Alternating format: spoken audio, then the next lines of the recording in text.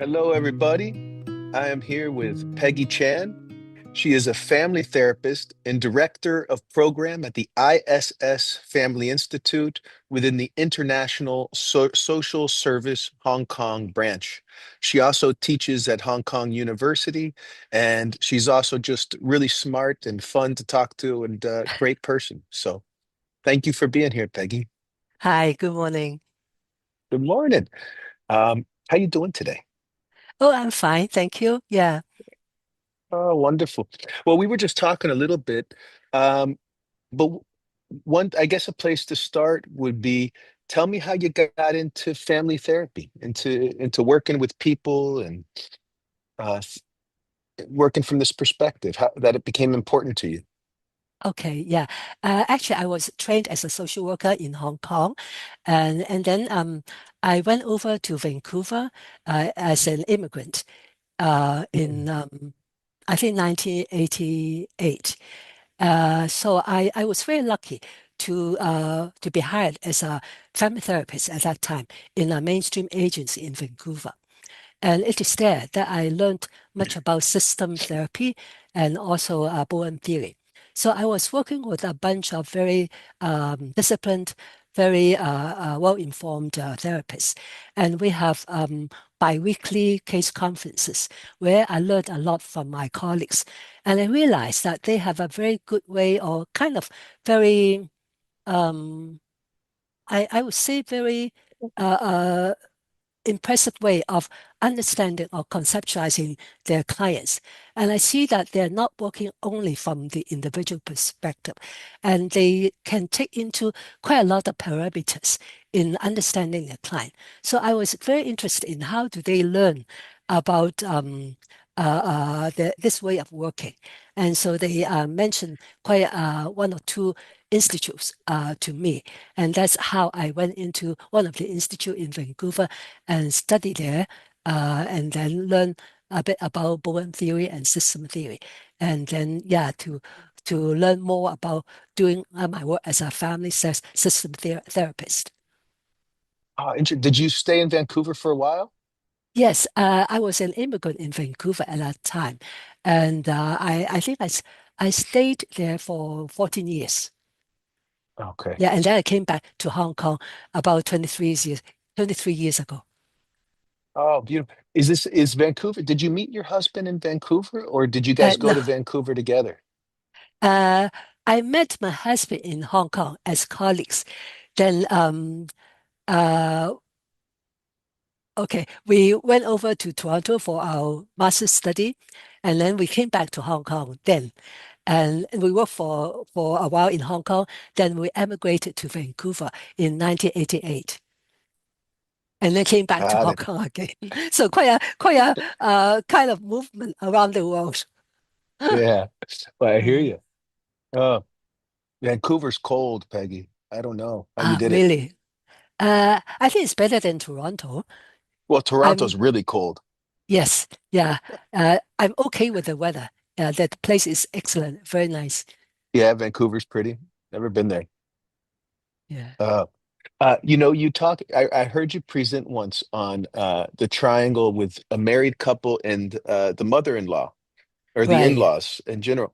Did you have Right. did you have any as being a young married couple with your husband? Did you have a triangle with your mother-in-law Uh, well, I think or your I'm in-laws? very lucky. Yes, I have my mother-in-law with me while we were in marriage. Yeah. Uh, yeah, I think I'm really very lucky to have my mother-in-law. Uh, my mother-in-law, surprisingly, is a very open-minded person. And uh, to say teasingly, I think she has the best differentiation out of all her, Ah, better than her kids. Yeah, so I got along very well with her. She's very lenient, and I think we, if we have to say that we have triangle, it's quite a mild triangle, mm, and I'm quite able to communicate with her directly. But I think my husband is also taking quite a good position. Um, Mm, I think he is quite able to see things from my side also. And so he would not be kind of only side with her mother. So I think he is able to present quite a well-grounded position from from the two of us to her mother, who I think by nature is quite a mature person. So I think mm. I'm really lucky. Sounds like it. So it sounds like you and your husband handled it well. Yes, How yeah. did you how did you get interested in that relationship between the married couple and the in-laws and thinking about it? Did you have clients that were struggling with Yes, that? Or- yes, yeah. Oh, I think also another issue, why I have quite a good relationship with with my mother-in-law is partly also I have this issue of being quite obedient. Yeah, actually, I think this is an issue that I need to really um, learn a bit to be more flexible too. So Mm, I was be- born in a very traditional family. So I was trained mm, to be obedient and respectful to my elders. So in that way, I don't have too much a potential clash with my. It's not easy to have conflict with my mother-in-law, partly because my own traditional upbringing. Yeah. mm, Um, right. And also partly really because my mother-in-law is very open-minded and mature. mm, And then, yeah, I got interested in this topic. It's from some of the cases that I see, I work with. Yeah. mm, mm. What were you finding? What were you seeing? What, Um, I think the maturity of all the three parties are very important. Um, uh, but, in our society, um, we see a lot of mother-in-law feeling very sad and thinking that they have lost their child, their son, hmm after their son got married. Um, in a way, I think in our Hong Kong society, the some of the mother-in-law, um, in a way, is in a more difficult situation because when they were daughter-in-law, they were living in a time which is very traditional, conservative. Many of them were really badly treated. Many of them mm, were were expected to be extraordinary conforming. Many of them were maybe subject to quite harsh conditions, expectations from the in-laws. So it's mm, quite a reality for a lot of these mother-in-law who have gone through bitter times. Yeah. So mm, when they were young, they have to be very compliant, give up a lot of self for the benefit of their husband, for the mother-in-law, or the husband's family. And so when they become mother-in-law, they, of course, it's very natural for them to hope that they can have a better life and to be better respected. But unfortunately, I think as the time progressed, so Hong Kong is becoming a bit more westernized than they were at that time too. So mhm, the younger generation are more westernized. So they have the idea that when they are married, they want to have their own small family. The extended family is a bit far away. So the young couple would like to have more independence, more detachment from their parents. And so it's quite upsetting for some of the mother-in-law to find that while they were young, they have to suffer. They have to be very compliant daughter-in-law. However, when they are mother-in-law now, they don't have this kind of good treatment that their former mm, mother-in-law have. And instead, many found that they have to subject themselves to the whims or to the demands of their young couples, because with the stresses going on in the society too. So the young couples are frequently dual career families. So the husband and the daughter-in-law, the son and daughter-in-law also have to go out to work. So parenting is or Mm. babysitting or baby caring are often left to be the job of their grandparents. And so you can see that job-wise, they got extra. And then also the modern, the modernized daughter-in-law would also expect that the mother-in-law can be more modernized as they are in their parenting, in their hygiene for their young children. And so, of course, there may be differences. And Mhm. so for some of these elderly grandparents, so it's a bit hard and difficult. Yeah. Absolutely. I can see how the tensions would come up, Yes. you know, you almost you feel bad for the mother-in-laws. They got it when they were young. They were up against the challenge of their mother-in-law, the Yeah. demands, and then they get into the position they're expecting some comfort to be taken care of, and uh, now they're kind of under the pressure again, you know. Yeah. Oh, Another that's factor tough. is another factor is the living condition. As you see, Hong Kong is a very small city, but Hmm. densely populated. So housing is very is quite challenging. So quite a lot of young couples, they may not have the means to have their own separate independent housing. So Mm. we found very often two generations living together, or even the young couple have to stay in the mother-in-law or the mother's apartment. So they have to share housing. And Mm. this is a very common situation where the in-law conflict really rocketed because so there may be a few situations like the apartment may be the mother-in-law or the father-in-law's.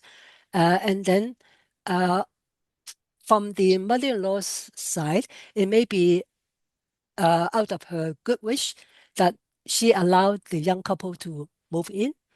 However, as the young couple move in, the parents-in-law may feel that they were really trampled upon. So they lose Mm. their rights to the place is really eroded. And so that's kind of boundary issues. Of course, it can be the other side too. The young couples may feel also have their boundaries violated, that they do not feel that they have the opportunity to really act in an adult way because they are often subject to maybe subject to the whims of the parents or parents-in-law because the apartment is theirs. So for younger families living with their in-law or elderly generation can be very tough for the younger generation Mm. too. I think, especially for the younger generation, to find their independence in their decision making, to find that whether they have autonomy in parenting is a very tough issue. And this is an area where a lot of clashes can happen between the two generations. Mm.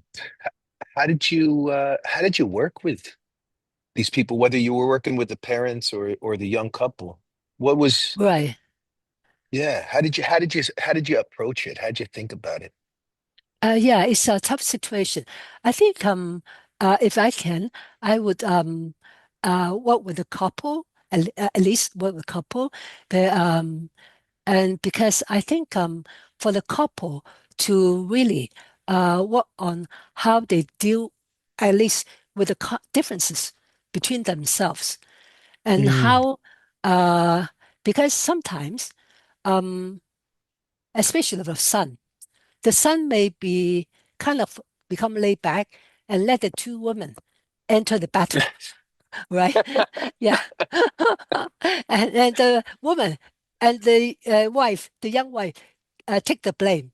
And the mother-in-law would blame or target the daughter-in-law as her nemesis. Oh, While the son maybe just really passing the issue to the wife.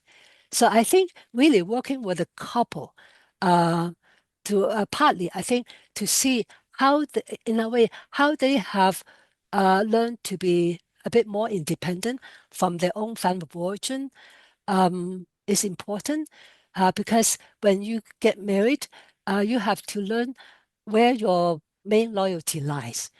I think Mm, part of the difficulty or challenge is sometimes for the son, they still have their attachment very strong with the parent.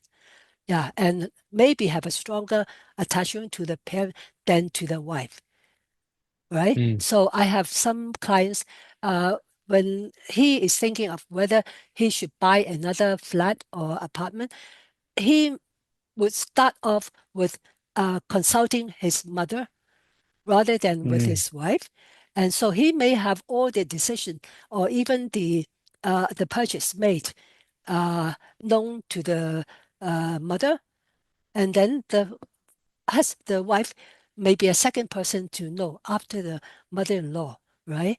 So we have mm, some cases where the husband, the young man, still attach a lot of loyalty to the allegiance to the mother, and is not is learning how so I think he needs to learn that after marriage, his main loyalty should be to his wife. Of course, we are not advocating that he should detach from the mother-in-law, but he should know that the main loyalty should be with the wife while mm, also maintaining good connection with his mother. So I mm, think when I work with a couple, I will hope that I can work with the two young persons, at least on this aspect first, how they can really position themselves, I think, in a more appropriate way. And then mm, for the two of them to see how they can uh, sort out some of their principles in some main issues. And if I have the opportunity, I will also work with the mother-in-law too. mm, I think mm, the mother-in-law will also need to learn that um, uh, she has to, mother-in-law as well as the father-in-law has to learn that they have to let go more, that they have to know that their son is a grown-up person being responsible for his own action. So really learning to really let go more. yeah. Is it, Peggy, is it mostly it's mostly the husband's parents that kind of the young couple go to rather than the wife's parents in Hong Kong? Yeah, a bit so. Yeah, I think mostly we hear more about uh, um the sadness, the bitterness of the mother-in-law, uh, a bit more. Of course, Yeah. I think for the other side, I think for the woman's part, the her parents, I think yeah, usually the husband is has better relationship with his mother-in-law. Yeah, I Mm, think they can tolerate each other more. I know it's quite interesting now that you mm. mention it. Yeah. That is interesting. It's Yes. uh what have you noticed with in the young couple with the wife? Does she have any challenges with her parents in this in separating? Uh, I think probably also yes. Yeah. Um, I think I see quite a few different situations. For some of these young women, they may have a very doting relationship with their own parents. Their own parents may really treat them as princess, and um, and the Mm, husband may also treat her as a princess. And so, from the point of view of the mother-in-law, the she will see that this woman is very spoiled, and so he she will see that the husband was kind of like subjugated to the whims of this young wife, and mm, so the mother-in-law. the husband's mother would feel very painful, feel that her son is really treated unfairly, being kind of mm, uh, uh, having to serve this woman so intensely. mm, Whereas I mm. think Almost. if from the point of view of the other mother-in-law, the daughter's mother, um, of course she'll be glad that the husband will treat her daughter well. So usually seems to have less problem there. So interesting. She said it's almost like the husband's mom wants to save him from the marriage. Yes, yes. And sometimes, in some cases, I see that the mother-in-law see that um, the daughter-in-law is really leading her son astray, Mm, right? Because I mm, think in some cases, the mother-in-law may have a very fierce relationship with her son. So the mother-in-law, from a point of view, may feel that, oh, they have such a loving relationship. She did all the things for the son. She sacrificed so much for the son. So she thought that she has a very warm, very close relationship with the son. However, I think from the son's point of view, he might actually be not happy about that, right? He might feel smothered by the mother, but was mm, afraid to tell her or to confront her. So when when the son got a chance to marry another young woman, so it seems for this young man a golden time to really flee from the grip of the mother and jump into the loving arm of the of his wife, right? So for this young man, he might really welcome this a chance to leave the mother and to join closely with a wife. mm, So after the marriage, the the husband may really be very close with a wife in a very intense relationship.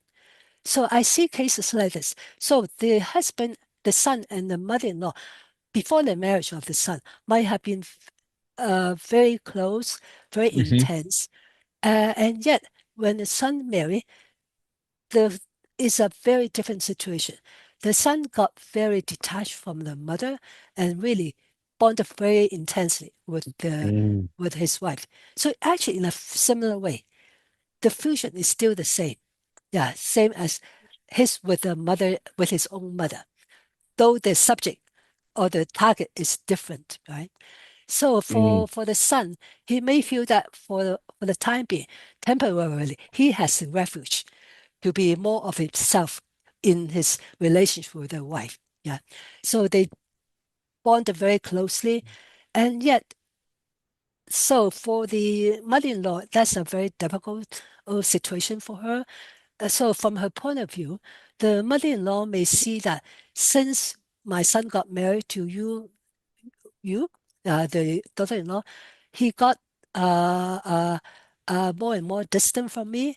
So it must be your work, right? So, so the mother-in-law would very easily be angry with the daughter-in-law, blaming the daughter-in-law, or thinking that the daughter-in-law is really persuading or encouraging the son to be away, distant from her. mm, Yeah. So I think it's not only one party's work, yeah, or one party's difficulty. So sometimes wife, the young wife, really feel wrongly blamed, and then the son might might be very fiercely protecting the young wife, and feeling that the mother is being very unreasonable, very irrational, and so the initial intense fusion between mother and son then becomes intense conflict between the young mother and son. And the mother is very angry that the son is now fighting with her on behalf of the daughter-in-law. And so the mm. mother-in-law would further blame this woman for leading his son to be that bad, right? So yeah, so I see that it's actually everybody, the parties, all have their issue of the work here. Mm. They're all contributing to what's going on in some way. Yeah, yeah. Yeah, interesting. Peggy, did you have any challenges as a mother-in-law? I know Uh, you got a son. yes, I'm also a mother-in-law too. Yeah, and I think yeah, there are challenges. I'm also learning it, and you see, as I said, I'm trained to be very um, in my own family to be very compliant, Hmm. obedient. And so for the elders, if it is not too um, great a demand, then I will comply. And and yeah, uh, and then for my younger generation, they're really quite upbeat and energetic. So I think some of them have like my daughter-in-law and my son-in-law. They may have different way of doing things, different way of parenting, and uh, and the different lifestyle. Like for me, I don't crave for traveling that much. I'm quite a sedentary person. Yeah. I want I like settling in a place for a longer time. However, for the young couples, they go out and they travel quite a lot of times with the kids. So sometimes I may feel, oh, do they have enough rest? And and so sometimes I think I have the challenge of imposing or thinking that uh, they should behave in a similar or think in a similar way as me do. The Mm. lifestyle, the parenting, right? Uh, so I think I need to remind myself that, um, yeah, they really are adults, and if they go to quite a lot of trips or different have many exciting activities, I think it's their job to manage their time and resting place instead of my worrying. Yeah. So I think when I reflect back, I realize that I also have sometimes quite a strong degree of togetherness for my children-in-law. And I have to Yeah. remind myself that. I hear you. Peggy, am I did I hear you right earlier that you're kind of moving into you've been teaching, you've been working at the ISS Institute, Family Institute, but you're thinking of kind of retiring, stepping back from it? Yes, yeah. I've been working for 23 years with my agency. And in a way, I'm very happy, very excited to have started the Family Institute, um, teaching Bowen theory. And so I feel very gratified. Um, However, I think it's time for me to slow down and to have some more free time for myself. Because I think I do not have time to read as many books as I hope I should. So I hope that with retiring, maybe in next June, I can have more time to read or maybe to write. I hear you. You know, I think you were saying you have somebody kind of shadowing you now, right? Yes, I guess I'm curious how you're thinking about from a leadership position, how one steps back thoughtfully and makes sure right. things keep going. Yes, yeah, yeah. My successor is has started work for with me for a month. So I think so far we are getting on very well. So we are how we are. So we hope that we can work side by side for half a year, and then if things are smoothly, then I can pass everything to her. So what we are doing now is that I have some projects, some some projects that I've been doing on my own before she comes, and so Hmm. I have to finish. I have to still keep on doing that, while at the same time I will keep her informed or also keep her, if possible, also have her involved. Yeah. And so I have some decision groups, some working groups, I will also invite her to come along. So for old projects, then I continue to handle, but invite her to join in as much as possible. And then there will be some new projects that I think of, and then I will invite her to be on her own or to shoulder those tasks by herself. Mm. It sounds like you're handling it really well, like really thoughtfully figuring out how to step back. Um, Uh, Yeah, so far I think it's working well. Yeah. And uh, so in a way, she has new projects or projects that she wants to start that she can really start by herself. And I think both of us are finding that this is quite workable. yeah, Peggy, I'm curious. I know you talked about being kind of this compliance that comes from your childhood, the way you were brought up. Uh, Right. what, how has that been useful and challenging in your leadership position? Right. Yeah, that's a good question. Um, Useful in a way. I think with regard to my relationship uh, uh with my boss, Hmm. um, with my peers. Um, so far, yeah, I have a very good relationship with him in a way that um, he's very busy. So he has a very free hand for me with me. So he allowed me a lot to have a lot of room to experiment, to do things on my own. And she did. He is not hand. He really have a lot of freedom for me. And and also for his decisions, I think he's good in really keeping me know the reason behind, the rationale behind, and conducive to really discussing. So so most of the time, uh, I will listen to him, but I will able to really talk about my mind, and he will be able to listen to me. So I don't find too much difficult in that. Yeah. And with other peers, like program directors of other departments, um, in a way, we don't have too much contact. But when we collaborate, I think we are able to listen to each other. And I think there's one point which is pretty good in our agency, is the helpfulness. And so if since my unit is very small, I only have myself and also a project worker. Uh, so when we host like big programs like conferences, we don't have manpower.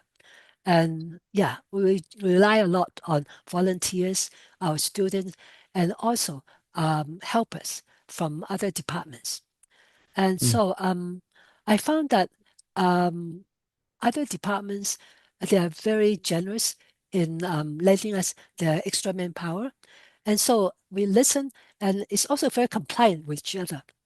Yeah. So in that way, I think my being compliant is also quite a significant feature from the other department heads too.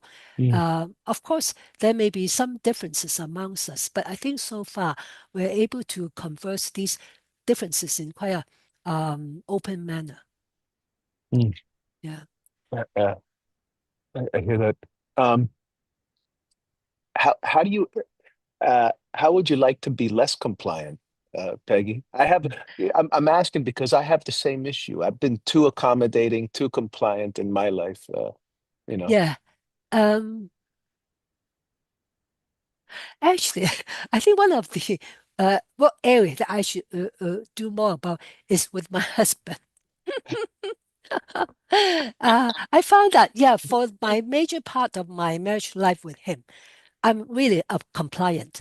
But at the latter part, I began to be more rebellious and, Uh-huh. and reactive. However, lately, I think I'm beginning to grasp more of how to be more mature.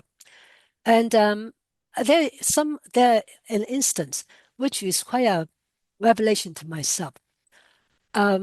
Like I thought that I'm accommodating to him, like having he was at that time we're in a hotel, and he was turning on the television. So um, I thought it's a bit loud. I was working. However, I thought I should not make a big fuss out of it, right? So I accommodated. I didn't really make a big fuss, and I was working, but I was a bit unhappy inside. But so my natural self is to be is swallow in. I can tolerate it. I can still work under such situation. I don't want to ruin his fun, right? So I Hmm. want, on the one hand, I also want him to have to be able to enjoy the television. So I will just bear with the loud voice. So I didn't utter any complaint, right? So he didn't know that I'm a bit unhappy. However, and later on at home, um, I was also, it's my turn to enjoy the television. I like to have it louder than he would like it. And so he kind of say, can you lower down the voice, the volume? And then at that time, I got stirred up. I got stirred up. And then I said, how come you asked me to turn down while I tolerated you when you were in that place? And then he replied calmly, you didn't say that you did not like the voice level at that time. Yeah, and that was such a wake up call for me. And Mm, I realized that, yeah, it's my fault, it's my responsibility. Really, I think he's right. Uh, I recall that my husband never forced me to do something that I don't like. That's his good point. And I realized that in in the name of I'm being compliant, considerate, and not ruining your fun, actually, I'm harboring some bitterness, some mm, unhappiness. I'm I'm not responsible to myself. I didn't take the responsibility to tell my husband that I don't like the voice volume. Can you turn it down? mm, So that's a um very inspiring moment for me, really. I realized that actually, while I am quite often blaming him, I'm actually not taking responsibility for myself. And mm, actually, sometimes, or quite a lot of time, I I mislead myself that I thought that I'm considerate. I'm swallowing in the grievance. I'm not uttering my complaint, my unhappiness with you. I thought that I'm considerate. But in a way, actually, I am not too responsible for myself. What I need to do is to learn how to say my situation in a polite, calm way, mhm, right? How I mhm, can be less not so reactive, but say out my need to have the voice level down a bit so that I can work. So that's my the work the homework that I have to do. It's me too, Peggy. That's a beautiful example of what goes on between couples and within Right. individuals in a partnership. Uh, Yeah. and it's interesting, this idea of being considerate. I've done a lot of things in the under the banner of being considerate. But I think you're right, is that being able to say what you think to somebody else in a calm, polite way is Yes. actually a Yeah. more considerate position. Because if not, you build Right. up resentments, and how considerate is Right. that? You know? Yeah. Yeah. So I really find that so one big homework for me is to really not to become reactive when things do not go my way, right? Mm, And how to stay calm. And yet, so it's like a two steps. One step, the first step is how to remain calm and not reactive when I got stirred up. And the second step is to formulate my action, how I can articulate my needs in a calm, unprovocative way. yeah, yeah, yeah. That's homework for me. I get it. It's good homework. Uh, Retirement's going to be fun, Peggy. Hope That's so. Right. um, Mm. is your husband retiring too, or is he still working? Or Yeah, he has officially retired, but in actual sense, he's semi-retired, semi-retired because yeah. So officially, he's retired from his job, but the church is giving him a few projects to look after. So he's very happy with this kind of state. Yeah. So he Mm. likes to have more relaxed time, and yet he also want to have some work that he can do. I that makes sense to me. That's probably is the healthy way to do it. Yes. Um, Peggy, speaking of projects, I know you're working on a project that's meaningful to you now. Can you say a little bit Yes. about it? Okay, sure. Yeah, it's my pleasure to share this project with you. Um, we have implemented this project since last year. It's called um, um, Family Ties That Bind. No, sorry, Family Ties Beyond Distance. Family Hmm. Ties Beyond Distance. So it stemmed out from how we see the situation many elderly people in Hong Kong are facing in these few years. So we found that in since 2022, we have more young people, young families emigrating to Western countries or other countries over the world. And so the result is that there are a significant number of families with mainly or only the elderly parents stuck in Hong Kong. And we found that these parents may face a lot of challenges. So they may be suffering from the separation from their adult children who previously may have been, of course, a source of support, a source of comfort to them. Hmm. So many suffer from anxiety, from sadness, and so we see these people, these elderly people, having a few many challenges, and also after their adult children leaving them, they are faced with a different way of relating with the people, right? So they Hmm. found them that they have, besides the son or the daughter leaving with the grandkids, they found that they have to face a whole different situation in their relationship system. Like previously, this elderly lady may have great comfort with her adult daughter, who has been very caring and doing many household chores for her. And yet, with the daughter leaving, this mother finds that she has to do many things on her own. So and she does not know who to rely on. So she has to really sort out things in a completely different way. And so a lot of adjustment difficulties. So we hope that this project can help these elderly parents to deal with the stresses of separating from their kids, from their adult children and grandchildren. And secondly, to also help them um, to deal with the changes in their relationship structure, in their relationship Mm. system. Like previously, they may have the daughter acting as a caregiver or overfunctioner, right?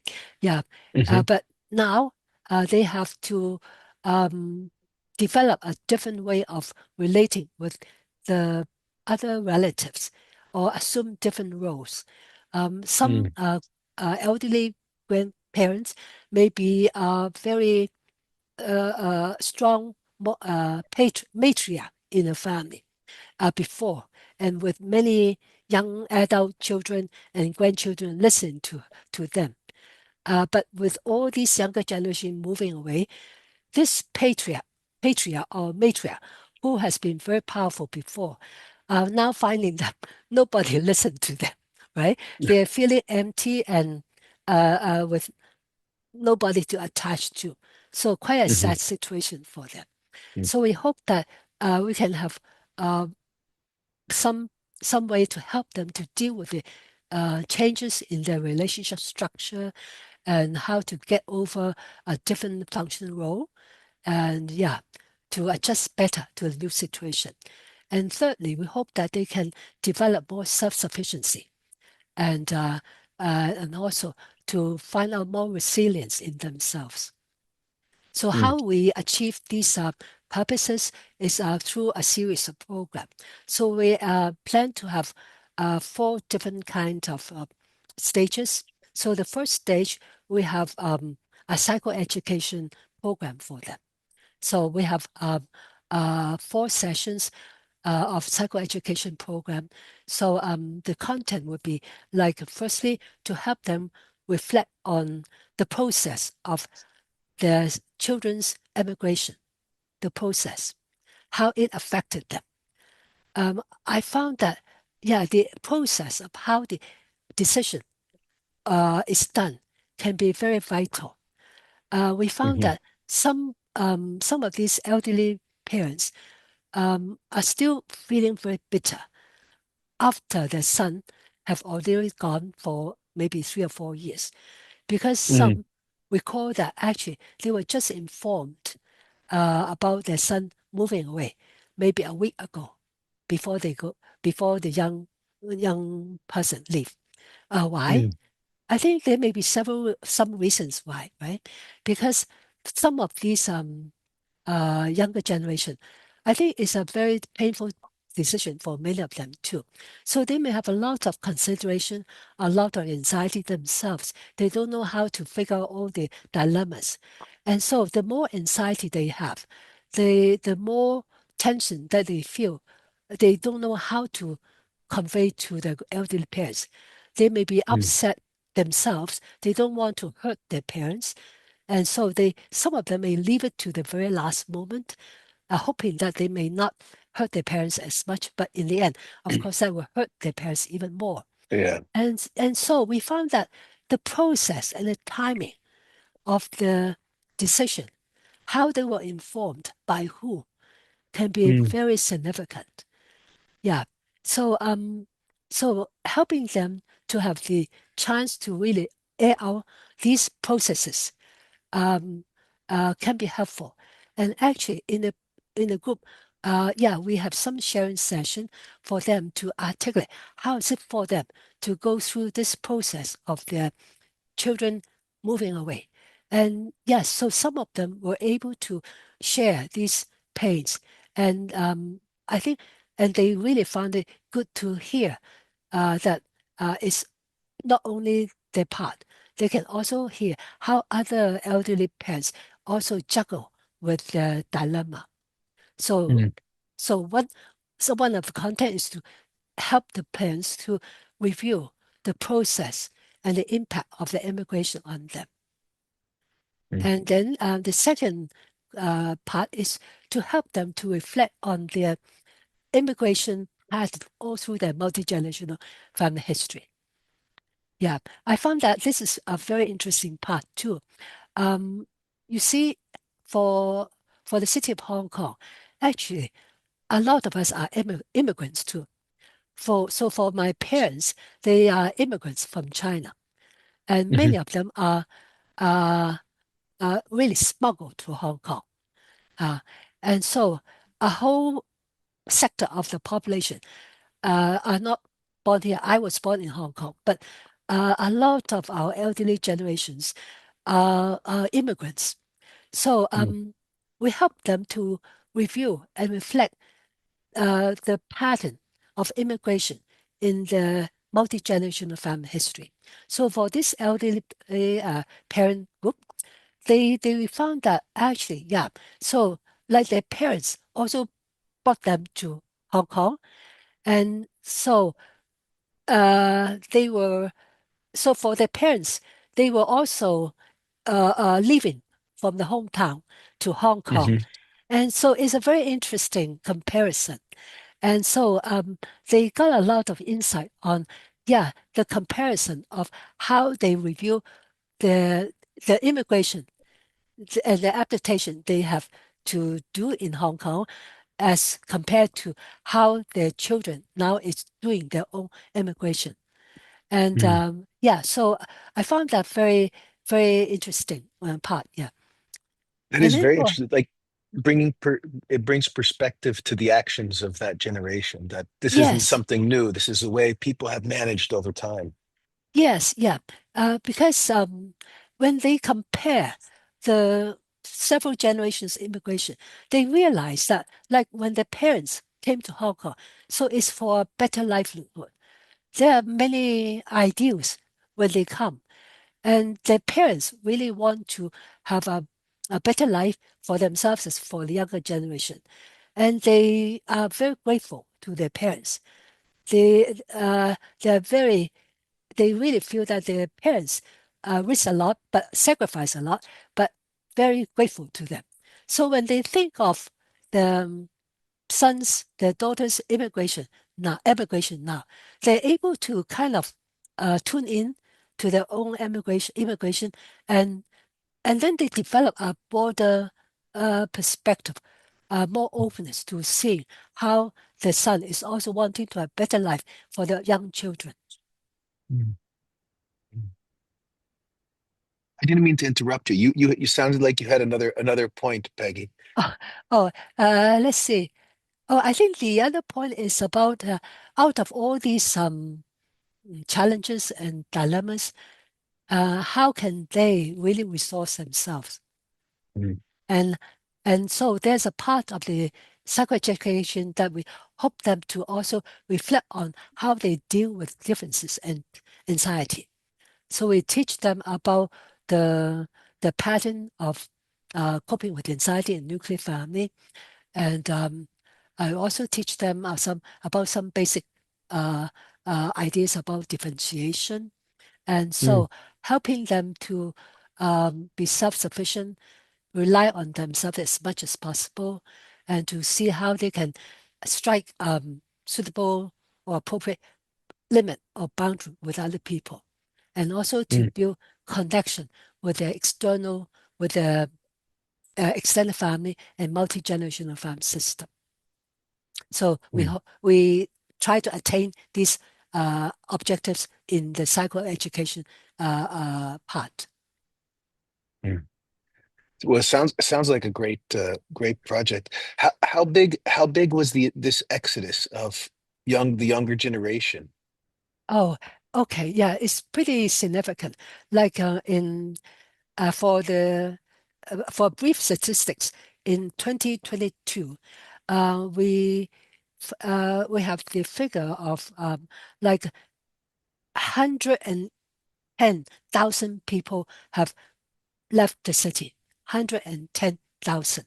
So that's about 1.3% increase of the population Wow. leaving. Uh, and so around that time is 1.6% decrease in the population. Wow. That sounds like a cultural shift, almost social shift for Right, sure. right, right.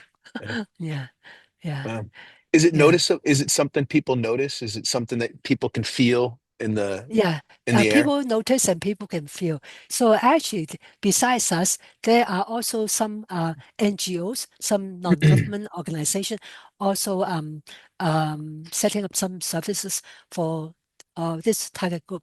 Mm. But I think they are more focused on the uh, recreational and social aspect and Mm. also the technological aspect.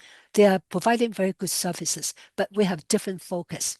So some of these agencies help to arrange social and recreation services for this population, and some teach them how to be more IT intelligent. And yeah, and for our focus, we are more on to how to resource the individual and also to Mm. help them to deal with the relationship uh, um, um, patterns or to be more self-reliant and Mm. to have more connection with the family system. Yeah. When I introduced that idea to my students of kind of managing self in relationship to other people, they hear it as independence, which maybe Right. is part of it, but not necessarily what Not I think you're necessarily. describing. right. Um, yeah, just um, and they always ask me, how does this resonate with us, a culture, a society that's more collectivistic? You know, what's been your experience with presenting these ideas and how people hear them, take to them? Yeah. Right, right. Yeah, I think you have a very good point. I think in Bowen theory, of course, we have to learn to be as much self-sufficient as possible. That are being becoming present and accounted for. So for things that is my responsibility, I shoulder my own responsibility and not pass it back to the other person. But I also have to learn about my limit. There are things that I cannot do, and there are things that I'm not responsible. So I have to get help appropriately. So I need to Mm, learn my assets as well as my difficulties. And in our culture, I think many people would think that, oh, the Asian culture is more collectivistic. Does it mean that you have to follow or to be to do more or less the same thing? Um, I think uh, with regard to how we can apply Bowen theory to our culture, I think it's not about whether I need to be compliant or not. It's about even though if the culture expect me to be respectful to my mother-in-law, to my elders, is how I do that. So it's about how mature or how mm, inadequate I'm doing that. So instead of maybe like for some families, they have to kneel or kowtow to their elders, right? So um, these are just the content, the format, but I need to learn how I can also be respectful to my elders uh, and not against my own principle. So it's about mhm, learning an effective way of of respecting that cultural trait, I think. mm. But holding on to yourself at the same time. Right. Yeah. Yeah. So You it's know, about how. yeah, yeah, I like that. It's about how. I thought Yeah. you gave a beautiful example with your program that you're helping. One of the things I heard you say was helping people connect to other family members besides the children that went Right. away. That Yes. that Yeah. that to me resonates with this idea of taking responsibility for self, but also recognizing that we are interdependent and we need Yes. each Yeah. other, you Right, know. exactly. Yeah. So we have a second stage for the program. So for the second stage, we have the family evolution group, 5 sessions. So we have Mm, small group, maybe 5 to 6 persons in a group. So we group these elderly uh, uh, uh, uh, mother or father together to teach them how to draw the family diagram and then to work on their family. It's quite mm, fun. And so you can imagine that for some of these elderly ladies, they may not uh, be very skillful with the writing, right? So we have some assistance there. But yeah, so it's quite very enjoyable to really work on this with them. So we have them share the important data of the family and help each one to draft out their family diagram. So some have 3 or 4 generations really, and it's amazing that they actually really they're able to see the patterns um yeah, and be quite reflective. So we found that this stage, the family version stage, is a very inspiring session for both mm, us as well as for the participants. mm. That's sounds like a wonderful program. You're going to keep working on this? Is this one you're sticking with? Yes, yeah, yeah. I'm trying to look for more potential partners. So we need to have potential partners like an agent who can help us with recruiting these elderly Mm, participants while we provide the program. mm. Wonderful. Yeah, it sounds like great work, Peggy. Sounds like Yeah, fun just hope too. that we can reach out more. Yeah. Well, I'm sure you will. So, Peggy, I know you said you're retiring, you're gonna do more time for reading and writing. Is there anything that any ideas that you're looking forward to pursuing that have been in the maybe on the side? Oh, um, a little bit, yeah. So I'm still firming up my idea. I'm a bit interested in the voice of women in traditional Mm, culture. I think partly it's because of my own experience. So I'm learning. Uh, like actually, I hope to like maybe interview a few women to see how women from different groups really actualize themselves or to work out themselves. So I'm interested mm, in the self of women in our culture. I recently heard, yeah, a case is a elderly lady who is so mature or wise that it's through her that she has the three at least three generations of her multi-generation family really get very settled and stable, all with mm. very adequate functioning. It's through her actions. So I hope that I will be able to interview this elderly lady sometime later.